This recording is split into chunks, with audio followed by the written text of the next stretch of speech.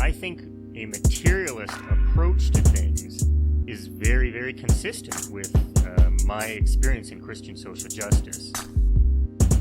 I feel like the deeper I get into anarchist practice, the deeper my faith is getting at the same time. I would hope that, securing means of life for all would be something all people of faith would say, oh yes, that's at the basis of what we believe. Those who are most marginalized know the most about the true, the good, and the beautiful. To me, it's less that I think building class solidarity is a bad thing, as much as it seems like if you don't attend to things like anti-Black racism, that's always going to get in the way of building class solidarity, actually. And when you go back, you find that a lot of revolutionary grassroots participatory movements, the precursors to what you could call the barrio assemblies and these grassroots neighborhood organizations, a lot of these were sponsored by the church. What does it mean to say that the Christian tradition is internally contradictory and there are antagonisms there and you're always being faithful to some aspects and betraying other aspects? Welcome to the Magnificast, a podcast about Christianity and leftist politics. This week, I'm your one and only host, Dr. Matt Bernico, bringing you the first Magnificast in 2023. Unfortunately, Dean couldn't be here, but I'm excited to introduce our very first guest. His name is Dean Dettloff. Dr. Dean Dettloff. I'm sorry, I forgot. That's right. I just flew in from Havana, and boy, are my arms tired. Man, so great to have you on the show. I'm a big fan. Yeah, I as you can tell, I usually do a comedy show, but this time I'm going to talk about politics and religion. Yeah, that's really good of you, taking a break from your long and illustrious stand-up career to come talk to us about politics. That's great. I'm entering my sit-down career. That's great. Well, folks, don't be alarmed. Dean, the co-host, will be back next week, but for this week, we've just got Dean, the guest. Let's see. So before the new year, during the Christmas season, the pre-Christmas season, Advent, some people call it. Other people just say Christmas season. That's fine. We've been talking a lot about Cuba and how bad the United States is, how bad the blockade is, and how interesting and downright revolutionary Cuba is, and how much we love it. We've spent a lot of time kind of getting into some of the nooks and crannies of U.S. foreign policy. We've talked about U.S. aid. We've talked about the blockade. We've talked about religion in Cuba and all kinds of other things. But you might be thinking, wouldn't it be cool if we had somebody who was in Cuba recently, really recently, like within the last 6 weeks, who could come on the show and talk to us all about it? And I've got to tell you the good news. That person is here, Dean Dettloff. Dean, do you want to tell everyone what you were doing in Cuba? And then we'll kind of get into some deeper topics. What was I doing in Cuba? I was doing all the things that you could do in Cuba. I went and had communist ice cream. We'll talk more about that for sure later. We were there to hang out. We went the week right before Christmas. We went for some solidarity, some sun, some vacation. We became Canadian citizens this year. And my big thing was, I will go through all the work it takes to become a Canadian citizen if I can get a passport and go to Cuba. And it did materialize, and we did do it by the end of the year. It was also, there were so many things about it. My wife and I had our 10-year wedding anniversary, and we decided we were going to do a big trip, and it happened to be Cuba. Lots of reasons to be there. We were there for about, like I said, a week or so. And it was great. I got to tell you, Cuba, the weirdest place I've ever been, hands down, which is more my fault than theirs. but I guess I should say I was a weird person being in Cuba, but it was great. It was a good time. Yeah, well, that makes sense. You'd be a weird person no matter where you went, I feel. They couldn't blockade the weirdness. No, that's all right. Yeah, that's cool. Well, of course, Dean and I have already talked about it in private, but now we're making this conversation public. I think it's really cool that you went, and I'm a little bit jealous. But now, in the future, when people try to corner you and say, yeah, but have you ever been to a communist country? You can say, yes, and you ate ice cream there. So that's something. That's right. Oh, go ahead. I did eat ice cream there, and I did bring you back some souvenirs, but I'm not going to tell you what they are until you come visit. Oh, damn. All right. I can hardly wait. That sounds amazing. Really excited. I hope it's a big a Che hat, maybe? I don't know. It could be anything, and I'd be really happy about it. Well, it will be anything, so you're in luck. Great, just what I wanted. Anything. So, okay, there's a lot to talk about, and maybe we'll probably get into some of the fun stuff, but I feel like we probably should talk about the most important things, like the blockade and how that felt being there. So, okay, you're a Canadian citizen. You're not you're not blotted out from the Book of Eternal Life because you're an American anymore. But I don't know, being there in Cuba, did you see the impacts from the blockade? And if so, I guess like what were they? How did the blockade look from the other side of the blockade? Yeah, well, I should say two things about it, I guess. The first is that I'm not a Cuban person, which matters, because when you go there as a tourist, the blockade affects you in touristy ways, but it does not affect you in a residential way, and there's all kinds of things to say about that, which we can talk more about. So that's the one piece. And the second thing is, because I'm not a Cuban person, I really can't speak to, like, the day-to-day, like, we stayed at a hotel, we didn't stay at someone's house, all that kind of stuff. So there's lots of ways that the blockade affects people in their daily life. For example, when we went, we had some contacts there, and we were just chatting about what should we bring, anything that would be helpful. And for example, they were like, we really need painkillers, antibiotics, vitamins. Like, they can't get vitamins. It's super hard. Somebody really wanted a cell phone, which they had the money to buy, but couldn't buy it in Cuba. So, like, people often will travel or get cell phones outside of the country and then have somebody bring them there and so on. So lots of really weird things like that, like shortages of strange stuff. And that is like a, part of people's daily lives. As like a tourist person, the blockade is very weird because as a result of those food shortages and everything else, like if you go to a restaurant and you sit down and you're like, I want this thing on the menu. Oftentimes the person will be like, we don't have that. You say, okay, I want this other thing, and they say you don't have that. And eventually, sometimes you get to a point where they'll be like, what do you want to eat? And you'll be like, I kind of want this. And they'll be like, all right, we're just going to make you this. Is that fine? And then you say, yeah, it's fine. Because that's like the food that they have. So it's all very interesting. There's a bit of a sense of humor about it, but it's a challenge as well.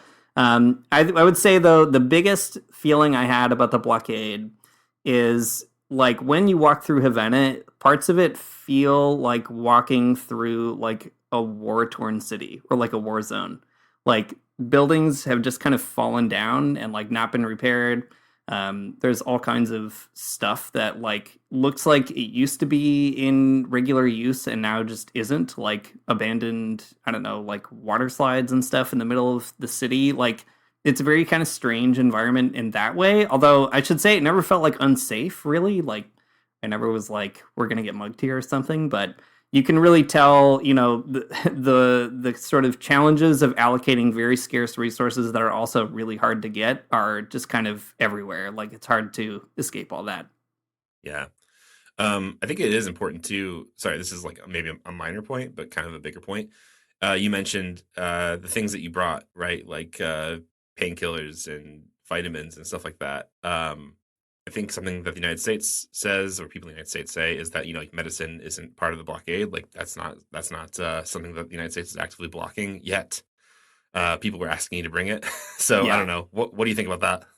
Yeah, that's right. The U.S. always says that their embargoes, they put it, doesn't affect food and medicine, but that is completely false. Like it could not be further from the truth.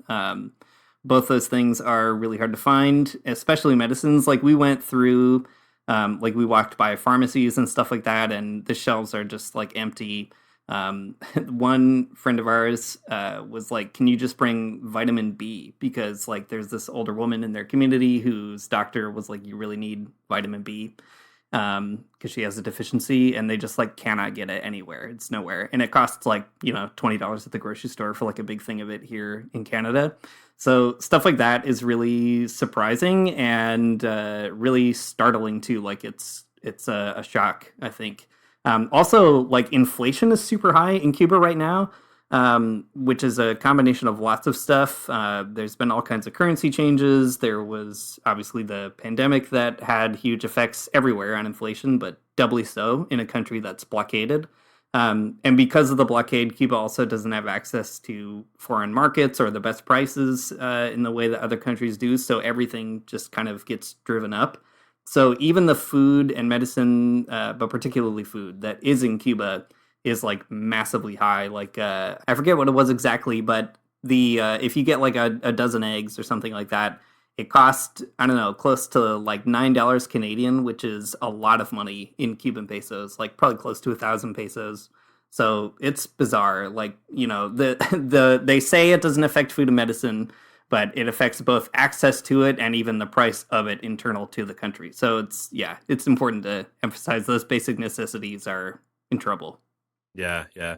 A few months ago in the United States, if you went to a gas station in in a rural place, you'd oftentimes see these little stickers that people would put on the pumps that has a picture of Joe Biden on it, and it says "I did that," pointing to like how much the gas was. Right. And all the libs would be like, well, it's not really Joe Biden doing that. It's actually greedy corporations, which is probably true, but I don't know. Great to see a type of not great, but interesting to see a type of inflation that is actually Joe Biden's real fault that he could actually change. Yeah, exactly. Yeah, you could put a sticker all over the grocery stores in Cuba saying, I did that, and you'd be right. Yeah, exactly. Joe Biden did do it. He should just stop. That's my opinion. He should, and he could. I mean, he could stop a lot of it. I guess technically Congress has to vote on the blockade itself, but all the sanctions and stuff that Trump kind of used to tighten the noose, that's all stuff that Biden could just stop doing right now if he wanted to. Right, for sure. I mean, like, okay, obviously it's not all Biden's decision, like you just said, but like, if you wanted to, Joe could definitely mobilize a lot of support to get the change pretty quick. There's a whole thing. It's a lot. Okay, fine. Joe Biden did it, and I'm mad about it. Joe, please, I know that you listen to this podcast. Could you just stop? Please, Stop doing Joey. this. Our Joe. second Catholic president ever, please. Just the Pope. He knows. He wants you to do it. All right. Sorry. Let's get back on track here. I don't like to digress with guests on the show. Of course, yeah. I know that about you. Yeah, I like to keep things real professional. A tight 60 minutes. Exactly. That's what I'm all about. This one podcast here. Okay, you were saying a minute ago that walking through Havana is kind of like being in a war-torn country, and that's kind of sad to hear. There's vacant water slides, which is a tragedy, I think, for all people. But I was wondering if you could talk more about some of those like contradictions in Cuban society that you saw, like, clearly because of the position that Cuba is within like the global capitalist order, things are not 100% cool communism, right? So I don't know, what are the ways that you saw that Cuba has had to like conform to its place in that larger system of global capitalism? Yeah, there are a lot of contradictions in Cuban society, and I think what was really interesting to me is that everybody kind of knows that. Like, nobody out there is being like, everything is 100% communist all the time. And in fact, even on like TV, like we watched a lot of Cuban television and so on, like it's all, everybody's pretty open. Like Cuba is struggling to kind of find its future, and there are competing visions too of what that looks like. I've been reading a ton of books about Cuba leading up to it, and since I've gotten back, and actually, everybody is recommending the book, but for good reason. Helen Yaffe's book, We Are Cuba, is extremely good. There's a couple chapters in there about the economic reforms in Cuba that have happened in the last like decade or so. So if you really want to get into the weeds of it, you can. But there are so many contradictions in Cuban society that are imposed from outside. So, for example, like Cuba has a huge challenge getting access to foreign dollars because they're not supposed to have them, not supposed to use them because of the blockade. And one major way of getting those foreign dollars is tourism, right? During the special period and kind of afterwards, Cuba made a choice that is controversial to invest a lot more in tourism and to kind of turn itself into a tourist destination in the Caribbean, which was, I think, a bit of a double-edged sword. And also something that, like, again, everybody kind of knows. Like, if you listen to people in the party talk about it, they will often admit that it is not an ideal solution, but it's kind of like they don't really have any other choices. So it's interesting because the way that kind of choice cashes out is, again, when you walk through Havana, like, 1 minute you're in a neighborhood where like it looks pretty destroyed. And the next minute you're like seeing a crane put up a whole new, like brand new hotel. And that is really striking and challenging and like hard to sort of understand. If you don't have any kind of context for like what's going on. And again, it's something too that like we talked to all kinds of people when we were in Cuba, and it's something that basically everybody mentions that, you know, there are homes in disrepair, and nevertheless, there's like all this sort of buildup around tourists, or like it's hard for Cubans to get whatever they want at the grocery store. But if you have money, or if you're a tourist, you can go to a restaurant and order whatever you want, and it's probably going to be there, or at least some version of it will be there. So those contradictions are real, and it is like even uncomfortable, I think, sometimes being a tourist in Cuba, because the fact that you do have access to things that Cuban people don't in their own country is really bizarre and kind of strange. So you feel those contradictions everywhere, but again, it's kind of like, I guess the impression I got is everybody sort of seems to have a sense that this is part of a long process, that like the contradictions suck, but they are also not completely they're not like the fault of some idiot politician making bad planning choices like they are here in Toronto, for example, right? Like they're the result of people trying to like come to terms with what kind of external pressures are forcing the Cuban economy to sort of move in different directions. And some people are mad about it. Like there are lots of folks who are like, we shouldn't go in that direction, or, you know, are understandably pissed at those kind of inequalities. Like it's creating real inequality in Cuba. And that's true. But yeah, it's a challenging and very big and complicated conversation, I think. Yeah, for sure. Okay, well, as an American, there's only one thing on my mind ever, and that's ice cream. I love it. I love this great frozen treat. One of my favorite things. But I understand in Cuba you did have some great socialist ice cream. So what was that whole situation like? It's true. Ice cream is a big staple of Cuban life, I've learned. It is everywhere. You can find it all over the place. And in particular, there's this awesome ice cream park called Capelia that was basically commissioned by Fidel Castro in the late 60s. You got to have ice cream if you're going to have communism. It's just a big part of it. And so they did build a big ice cream park, and it's wild. Like you can go buy ice cream at a store or a restaurant or, you know, a corner store or whatever. That's all fine. But Capelia is where it's at. So like this ice cream park, man, it's awesome. You go, it has this great kind of modern, like extremely 1960s aesthetic. Like it looks like something out of the Jetsons. And everybody lines up in lines that are like around the park. Like I think there's probably 4 or 5 different places where you line up. And you just stand and wait with like a bunch of other people. And then they slowly call in like X amount of folks from the lines. And then you go in when it's your turn. We probably waited like 30 minutes. And then you sit down and they come by and they ask what you want. And we were just like, we want 3 scoops of ice cream. It's great. You sit, you enjoy your ice cream along with all these other people. There were like a lot of kids and older folks hanging out, and you get your ice cream and go, and you kind of give up your seat to the next like quadrant of people who are like coming to take your place.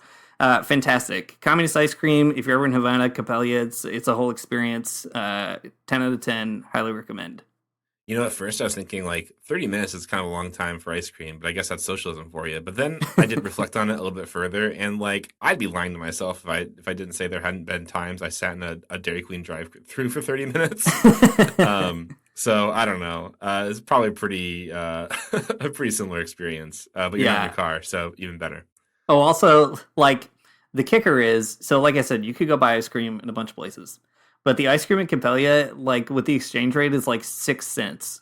Like it's basically free, and you can just eat a bunch of it. So that's the other piece of it. Like you can have, you know, inflated ice cream, or you can wait 30 minutes and get ice cream for next to nothing. That's it, and it's next to nothing because the government subsidizes it. Is that right? That's right. That's incredible. It's communist ice cream. This is what Seizing the Means is all about, and people need to take this more seriously. Why are we not doing this? Man, I should also say food in Cuba is so fascinating. Like I said, there's lots of shortages and people get creative. Also, like tourist food in Cuba is very funny because they're trying to like make food that tourists would eat. So you can get pasta anywhere. You can get like meat dishes or whatever anywhere. But the best thing that you can get is Cuban pizza. man, Cuban pizza, the crust is like doughier than regular pizza, and I don't eat meat, so I'd always get veggie pizza. And veggie pizza in Cuba is basically like, here's the crust, there's no sauce, here's some cheese, and also here are the vegetables we have in the kitchen. And it couldn't be better. It's fantastic. The first one I had was like cucumbers and cabbage and like a handful of stuff. The second one I had was like green peas and lima beans on a big pizza. Man, you never know what you're gonna get, but man, it is extremely good, I have to say. It sounds good. I'm interested. And I'm hungry as always. And pizza and ice cream. I mean, listen, don't let anyone lie to you about Cuba. They've got pizza and ice cream there. Like, come on. Yeah, exactly. What more do you need? What more do you need? I mean, besides like Tylenol. Yeah. Well, okay. Good point. Great. So you're there. You experienced the blockade on this other side. You got ice cream. You got pizza. That's great. Let's see. As a person that lives in the United States, me. And as a person who listens to my politicians always and takes what they have to say with 100% as 100% truth, I know that there's a lot of dissent in Cuba, and there's always protests, and there's constantly people like being thrown in prison for that protest. So what was your experience though, as like a Canadian/American visiting? Were people that you talked to like generally supportive of the revolution? Did you talk to people in the party? What did that look like? Yeah, we talked to all kinds of folks. The sample size is definitely a bit self-selecting, right? Like we spent Is it more than 56 people? It was probably close to 50 people, maybe not 56, but Okay. Next time we'll outdo USAID and we'll have a proper sample size. Yeah. But we talked to a lot of people who are explicitly pro-revolution, and we went to places that were maybe more geared toward that kind of conversation. But at the same time, like we talked to people just on the street and people in the neighborhood and people where we were just wandering around or who you're kind of stuck on a bus with or whatever. And like I mentioned earlier, I was pretty struck by the openness with which Cuban people talk about their country, just like anywhere else. I don't know, except, well, I would say maybe it's even more than anywhere else. Like in Canada, in Toronto, it's pretty rare that I'll hear somebody just openly talking about the political situation in this country. But in Cuba, people are talking about it all the time. Like there's a lot of conversation happening. The very first person that we met there in Cuba was just a guy on the side of the road who, like, we were pretty obvious tourists, like pretty clear marks. But he was chatting us up and asking what we thought about Cuba, and we asked what he thought about it. And he was like, yeah, Cuba, like we're a poor country, and I find that challenging. But he was like, we have access to healthcare, to education. I got an education and I have a job. And he was saying, unlike other Latin American countries that are also poor, he was saying with a lot of pride that like we don't have gangs, we don't have the mafia, we don't have drugs in Cuba that like cause a huge social problem the way they do in other countries. And, you could tell that for him, like, he was really proud to sort of say that to us. Again, maybe he's just chatting us up because we're tourists, but also it's not like he has to, We did talk to a few people who were like, yeah, Cuba is great if you're coming here on vacation, but it's really hard to live here. And that's true. Fair enough. We talked to a lot of folks, too, who were like pro-revolution, but had a lot of friends who had left the island, and they were like, I don't blame them. Like it is an austere kind of life, and it's not easy. So I think that is true. But like I said, there's a lot of open conversation about that. And I was really surprised to find that. I mean, what you don't find in Cuba, at least what I didn't find, is like the stereotype of a communist society where everyone's looking around their shoulder to figure out like who's listening. Like there's none of that. It's just like, I don't know, somebody is just going to talk to you on the street. Everyone is extremely friendly. And, you're going to hear somebody's opinion kind of whether you like it or not in some cases. So, yeah, we did hear people who are like, had legitimate grievances and complaints. But yeah, we talked to, I would say, overwhelmingly more people who were like, I don't know, invested in it. Oh, I should say too, the sort of standard feeling we got, we asked everybody what they thought about Fidel, and we asked everybody what they thought about Miguel Diaz-Canel, the current president. And universally, even among people who were, let's say, less than enthusiastic about the process, across the board, everyone was like, Fidel was an amazing person, and Miguel Diaz-Canel is not Fidel. but he is doing his very best with like the hand that he's been dealt. That was like, we never heard anybody say something different than that. So that was also pretty revealing, I thought. Yeah, that's really interesting that people were really like candid about some of that stuff. Okay, what I'm about to ask you, it's probably not going to win any people over that are like skeptic, because these places are all, you know, places that people are going to talk very positively about the revolution. But I know you went to a lot of interesting sort of museums and like cultural areas that are associated with revolution.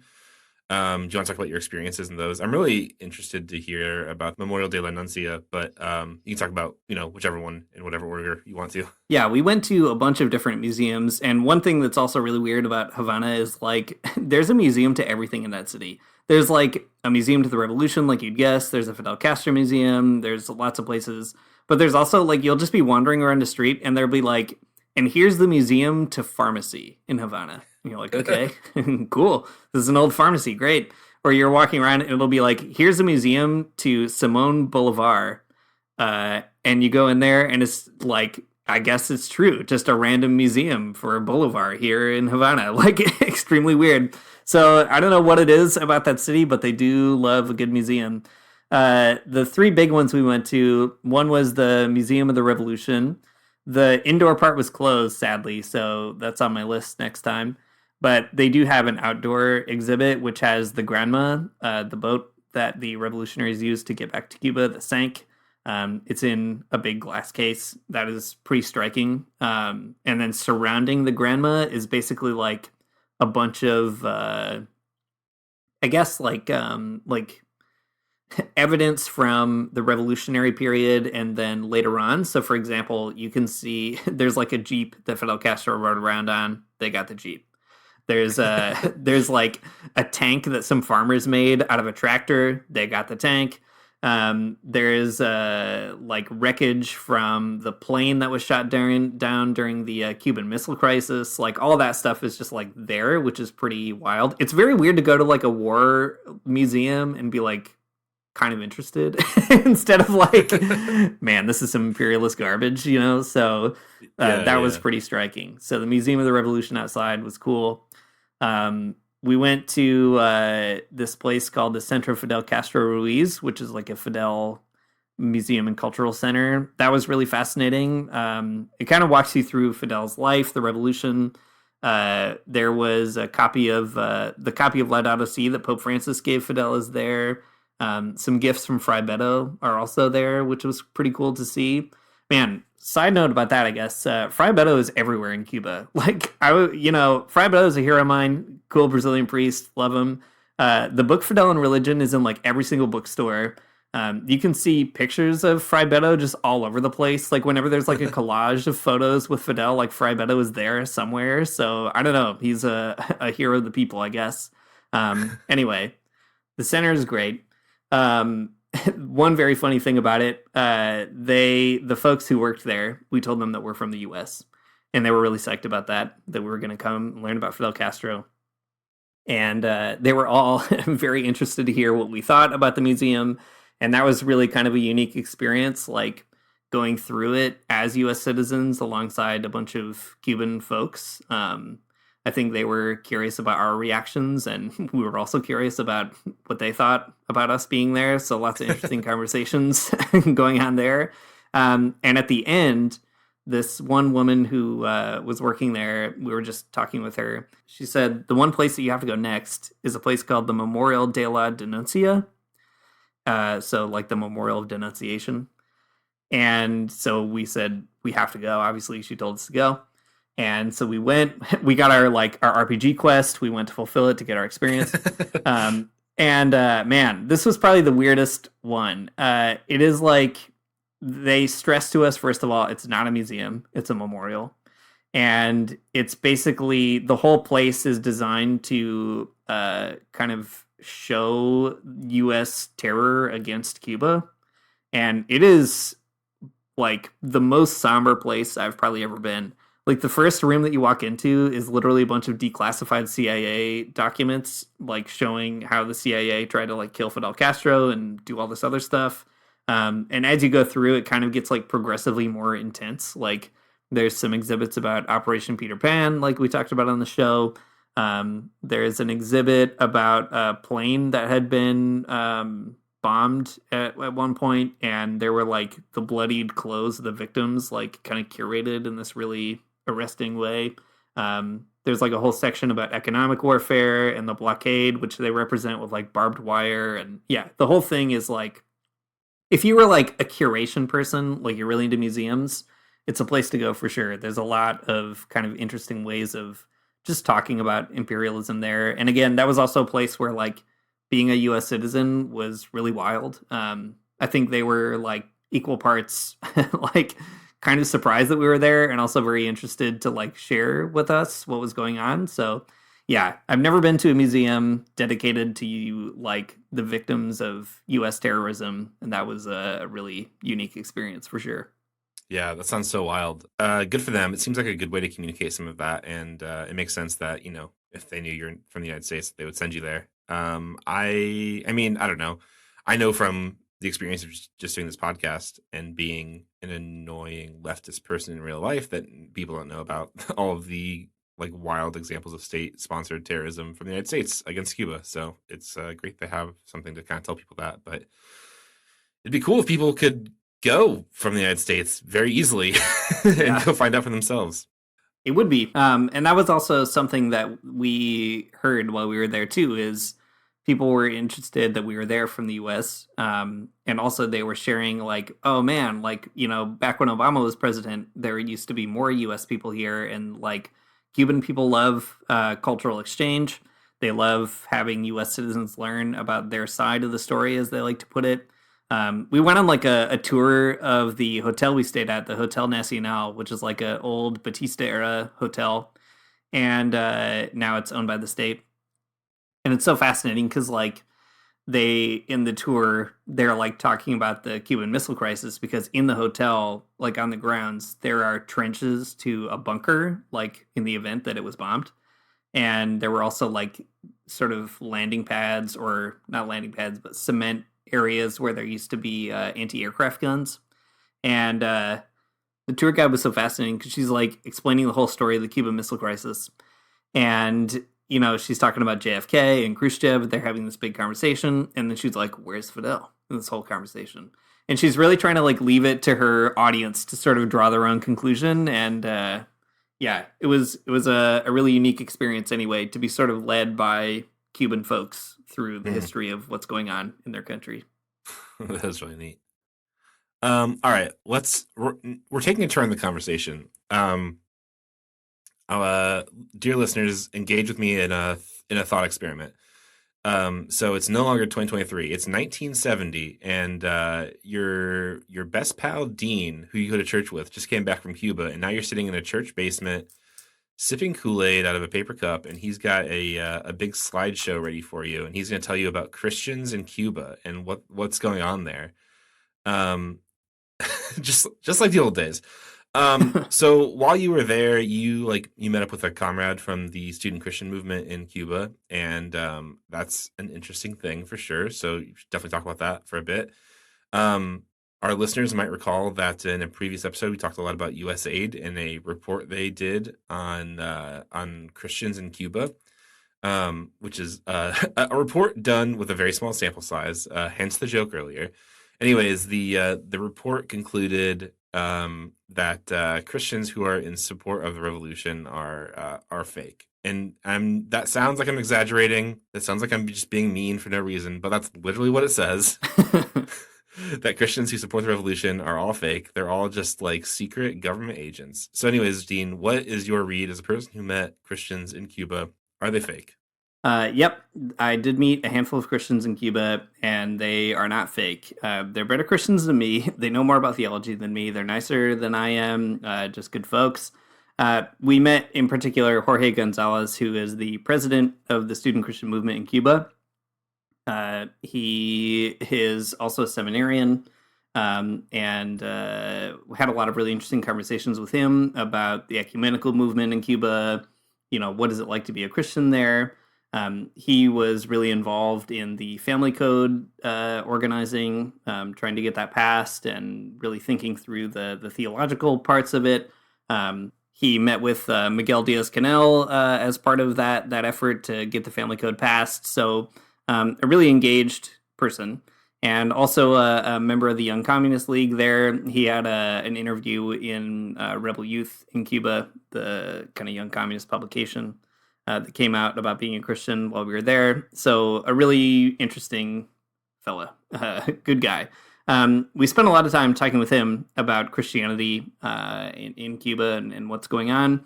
You know, what's Fidel like again? What's Miguel Diaz-Canel like? All that kind of stuff. One really kind of interesting observation that he had, though, that really stuck with me, and I think that I've continued to think about, is we were asking, you know, what's kind of his feeling about Cuba now, like theologically thinking about it, what's he reflecting on? And the way he put it is the Cuban people are going through a crucifixion, and that is the moment that, like, it's a crucified people and they're on the cross. And he was saying, like, it's really hard to have hope in Cuba. And even as a Christian, it can be really difficult. And he said, the key, though, is that Christians do believe in a resurrection. And, like, that is the language through which he's interpreting the realities of his country. And I found that really impressive and moving. We met a handful of other SCM folks, especially when we went to the Martin Luther King Center, which we can talk about in a little bit. Lots of interesting work between all those kind of ecumenical type Christians. They're sort of all doing work together is the impression that I got, which was really neat.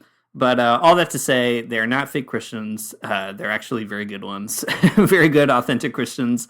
And it was really neat just to be able to, participate a little bit in some conversations around what it's like to sort of theologically interpret the current sort of challenges in that country. Yeah, that's cool. That's such a cool thing to hear. A member of the Young Communist League and the Student Christian Movement, both together.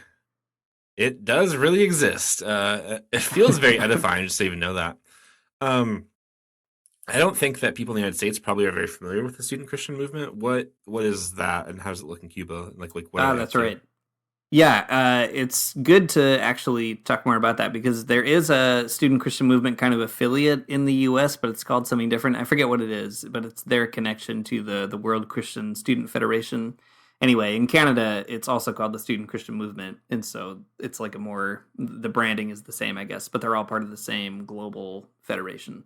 So it exists kind of in the U.S., but not in the same way. At least I was never part of it in the U.S., so I probably shouldn't speak to it. But in Canada, it is a really amazing group of progressive Christians talking about all the things that you want to hear Christians talk about. They are explicitly anti-capitalist. They create a lot of safe spaces for queer and racialized people, really amazing folks. And it's the same in Cuba. They, like I said, did all this mobilizing around the family code. The Student Christian Movement is also doing a lot of work on fundamentalism, which is on the rise in Cuba. They are preparing different kinds of materials, publications about like biblical hermeneutics, how to kind of think differently about sexuality, creating more spaces for formation for both like pastors, but especially young people. And I think also the Student Christian Movement is really unique in Cuba because it is part of that broader revolutionary youth movement. And that's, a very specific kind of thing for Cuba. They have a strong tradition of having revolutionary student movement in Cuba, even dating back to the 50s when Fidel and the rest of them were getting going. Fidel himself was part of the student movement. So the Student Christian Movement sees itself as part of that kind of united front, building the revolution, deepening the revolution. So they do a lot of the same kind of stuff that you'd find in an SCM somewhere else, but they have this kind of unique function and role also to be a sort of Christian voice in that broader revolutionary coalition. That's really cool. What a thing. Dang. It's like a pretty hopeful thing to hear about. I don't know, that people are really figuring, how Christianity and like really radical social movements can kind of go together. Such a cool. It's a cool idea though that you'd have like literature and like organizing around like Christianity and like human sexuality or something. It's such a pretty powerful idea. One that I think is sorely needed in North America for sure. Yeah. All right. Another big a big piece of like the story of Christianity in Cuba is the Martin Luther King Jr. Center. Um, it's it's a place that exists in Cuba that carries Martin Luther King Jr.'s name, which is interesting. I don't know. How would you describe it? What kind of work were they doing? What did you do there? What did you see? Man, it was amazing. It's an amazing place. If you want to know more about it, in our Cuba zine, Jim Hodgson wrote a little article that's included in there. And it explains just a little bit more about the origins of it, what they do, and so on. So you can check that out for sure. And I think Jim has talked about it on the show too in some past episodes. But yeah, it's a totally different thing to see the space for sure. They do all kinds of stuff. They do everything from distributing materials in their community. They're attached to a church that's there, and so the church and the center sort of work together.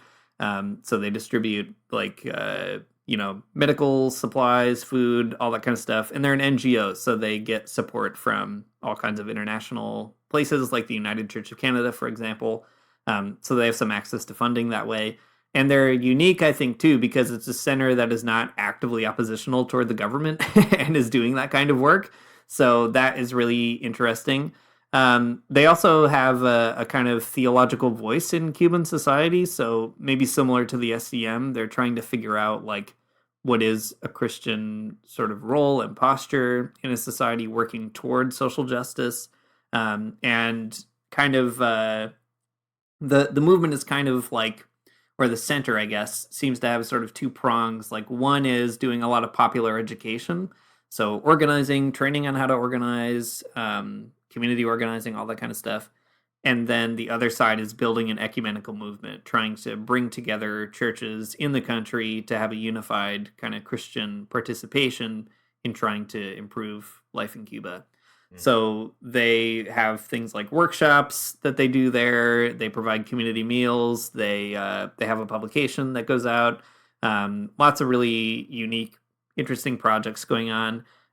They too were doing a lot of stuff around fundamentalism. Like that seems to be a really big thing on the radar of progressive Christians that we were talking with there. That it's a growing challenge, not necessarily new to Cuba, but fundamentalism is kind of finding a political voice in Cuba, and so they're working hard to think that through and think about how to sort of meet it on its own terms and meet it too with some empathy and sympathy. That was a big thing that came through, trying to really parse out like, why are people this way? How can we communicate in a way that's effective? And I was talking with some folks who worked there a little bit as well. Shout out to Jay and Alejandro, who are not listening to this podcast, but if they ever do, they speak English, thankfully for me. It was really neat to kind of listen to them too, talk about some of the work and conversations that are happening there, and really challenging ones. Like we were talking a little bit about a session where they were talking about biblical ideas of sexuality and so on, and like sometimes in those conversations people like get up and leave because they just like don't want to be challenged on that, and so it's a place that's also not afraid to like create an environment for those kinds of difficult conversations to happen. So yeah, lots of like, it has a bit of a social role, this center in particular, by doing direct mutual aid and so on. It has a public education role, and then maybe the last piece is it has that real international connection, like Pastors for Peace, who we've talked about on the show and talked with on the show in the past.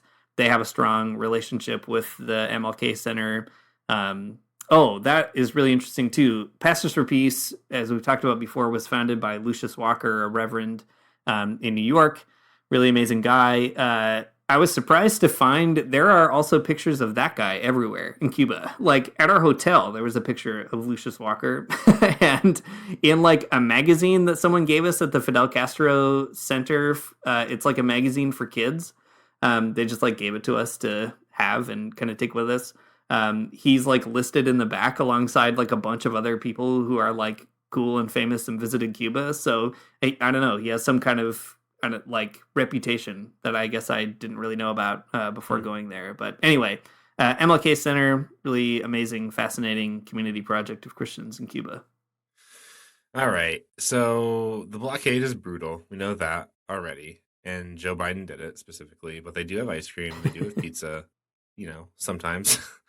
And they also have real Christian people who are not fake, and who are doing really interesting work, organizing people against fundamentalism, I guess, as a reactionary type of politics. That's all neat. But now you need to tell me what your big picture kind of takeaways are from this whole situation. Like, as a person from the U.S., I don't know, what are your big thoughts and takeaways from Cuba? Like, what do people in the U.S. need to know about this place? And you need to tell them specifically because they can't go there, at least not very easily. Well, maybe the first thing to know is actually you can go there. You can go to Cuba as a U.S. citizen still. There are all kinds of things that you have to kind of keep in mind, but it is legal for you to go, and you can get in touch with people like Pastors for Peace if you want to go. So that's one important thing. It's not completely inaccessible. And I think actually going to Cuba is the best way to get to know it. People, like I said, are extremely friendly. They are eager to get to know people from other countries. They are normal, regular people just trying to live their life like in any other country, people who are having a good day, a bad day, so on and so forth. I think that was probably one of my biggest takeaways, is that the Cuban people are extremely resilient, but they are also being like pushed to the limit. And it is cruel. Like, it's very unfair, very unnecessary. And I think that is so frustrating. Like, you can tell that people in Cuba are exhausted. That was probably one of the biggest like feelings I had, is there's a lot of joy in Cuba. When you're walking through Havana and like the school day is over, like kids are running around, they're all playing soccer in the street. Like, it's not like people are having, no fun. There's actually a lot of fun going on in Cuba in spite of everything, but it feels just kind of like, man, it doesn't have to be like this. That was a huge takeaway. But, one thing, I mentioned the water slide, the defunct or water slide in disrepair. One kind of thing that I reflected on when we were in Havana is like, the whole city looks like it is designed to be just a great time. Like, from the way neighborhoods are set up to the way that like there are really huge, beautiful public spaces, it just looks like a place that people want to be. And there are a lot of big public projects that are designed to like help people have a good time. And some of them are still going strong, like Capelia, right? This ice cream place. But also, like, there's this big water slide that you can tell at some point was a blast. Like, kids must have been having a great time. It looks like such a beautiful, like, way to spend an afternoon just kind of on this water slide in the middle of the city. But it is not running now, and it's not going to run as long as there's massive austerity and blockades and so on and so forth. And I think that was also a big takeaway, is like, there's so much potential for that country to just be like not just a place of justice and kind of equality, but also a place of just like innovations and having a really good time. I really felt that way in Cuba. And I think we're all doing ourselves a disservice by not allowing Cubans to really like teach us how to have a lot of fun in urban planning. So we gotta stop the blockade so we can also learn how to make fun cities. That was a big feeling I had in Havana. Oh man, that's really cool. I'm into that. I like the idea. I mean, if the ice cream kind of sets any precedent, a very cheap water slide would be great. The People's Water Slide sounds fantastic. Not for me specifically. I'm not a big fan of water slides, but just I get it. Generally, they're great. I'd go down it once or 13 times maybe. All right. So that's great. People in the United States need to know about that. There's joy in Cuba. There's beauty in Cuba. There's also lots of hardship, and it's all Joe Biden's fault, and some other people's fault too. But maybe another question is, like, speaking kind of more in like the religious register, what should Christians in North America know about Cuba, and like what kind of direction can we maybe take from Christianity there, and in terms of like like as like a social movement or something? Yeah, I think I'm trying to figure that out myself. What do I, as a Christian in North America, need to know about Cuba? And the biggest sort of thing that has stuck with me is the sort of deep commitment that the Christians we talked with have to a revolutionary way of life was really impressive. When you live in a place like Canada or the US, and you're like, I'm a Christian and I think capitalism is bad, and maybe even communism might be good, you are a complete weirdo. And in Cuba, like, I don't know, there's just kind of a normalization of that. Like, of course, you think that because you're a Christian, you live in Cuba and you want Cuba to do well and you're not like a conservative. Of course, you would want these kind of identities to sort of go together. I think that is a big takeaway, that like there are countries in the world where it is completely normal to be a Christian who thinks that you should rationally plan your economy. I think that is like a pretty cool and uplifting sort of experience. So that's a big one. The other one maybe is like, I think if we try to think through a country like Cuba theologically, like the way that Jorge expressed it to me, that Cuba is a country where, you know, it's going through a moment of crucifixion. That should encourage us to think about how to, you know, like Ea Curia says, like how to take Jesus off the cross, how to take the crucified peoples off the cross, that there's nothing necessary about that kind of suffering. And it should just be ended. You know, I think that is a huge takeaway, that as Christians, we have some resources available to us to think about like our complicity in crucifying an entire population.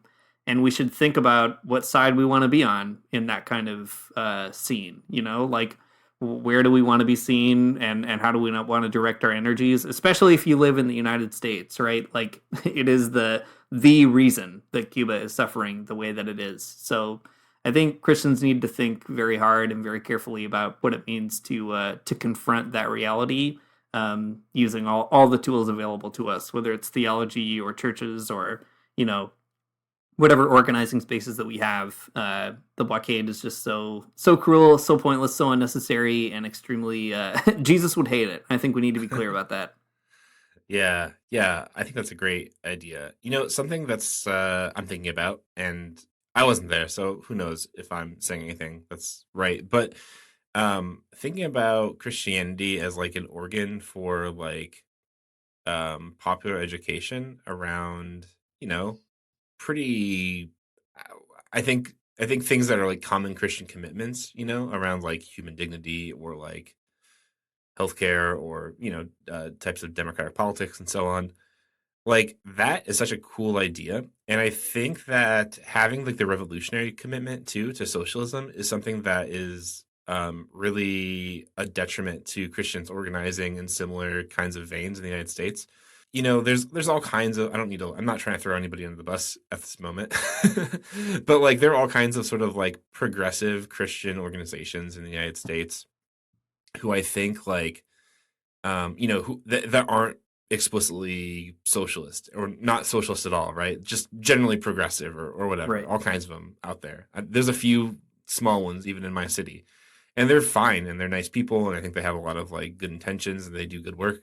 But like without a commitment to like a real political horizon that has some type of concrete existence or like, you know, actually exists as a type of project, I think a lot of times doing, you know, work just becomes extremely watered down, you know, for maybe lack of a better word, or it gets weighed down in like the liberal aspects of politics where, you know, you have to convince people individually to do something or whatever.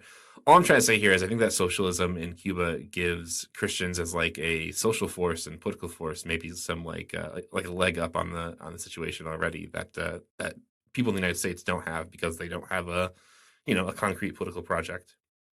Yeah, I completely agree. You know, Sergio Arce, who is one of the first Protestant pastors to really embrace the revolution as it was happening. And he is also one of the brains behind the ecumenical movement. So, you know, he's kind of a figure, I guess, in the history of some of these other Christians we were talking about. Sergio Arce had this interesting essay I read before I went, where he was saying the revolution is actually an opportunity for Christians in Cuba to destroy the idols of capitalism and be liberated from that kind of captivity of Christianity, that capitalism is kind of penned in Christianity, and, you know, like we interpret our faith through a capitalist lens because we live in a capitalist society. And so Arce was saying everything else is getting liberated. Why can't Christianity get liberated too? And what will that mean to be Christians in that kind of liberated zone, liberated state?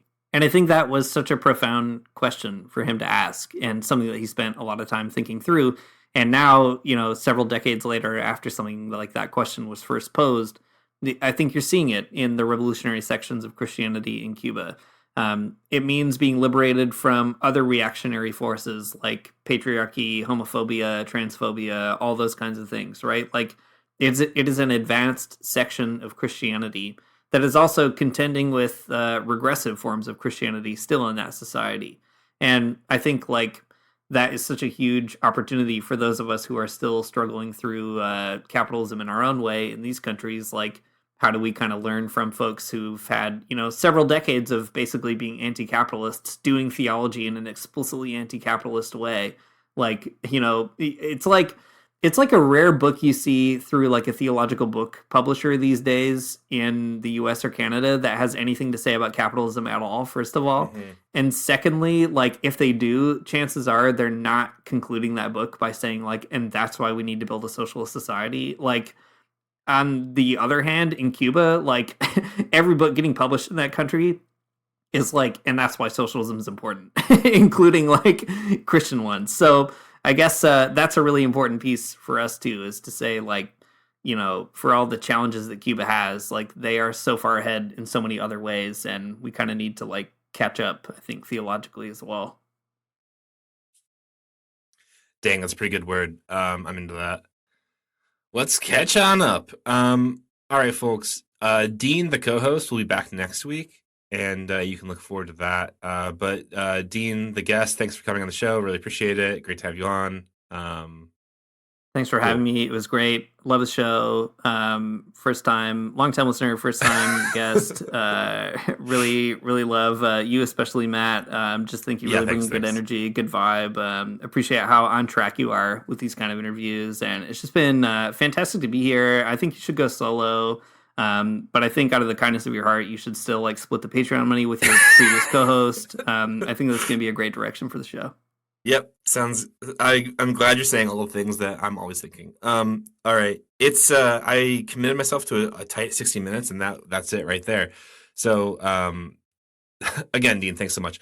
Thanks for listening to the Magnificast also. And if you want, you can support us on Patreon at patreon.com/the Magnificast. If you want to know more about Cuba, you can go get our Cuba zine at bit.ly/CubaZine. It's out there for free. Just go grab it and download it and show your friends and print it off and then show us too, because we want to see that.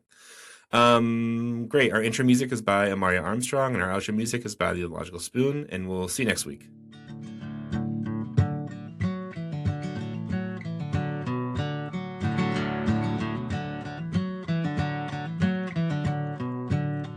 I don't wanna get up for church in the morning, souls alive. Heaven come to earth and there won't be no church. We'll meet down by the riverside.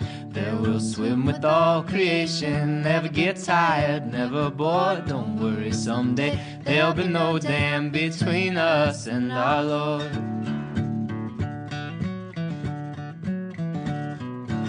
Jackson, keep your hoods up. Keep your hoods up and you stay up late. In Jackson, you keep your hoods up. Well, you keep your hoods up and you stay up late. Oh, don't mind a cold night, but we might mind if you leave too soon. So come on now, it's still early. At least I would have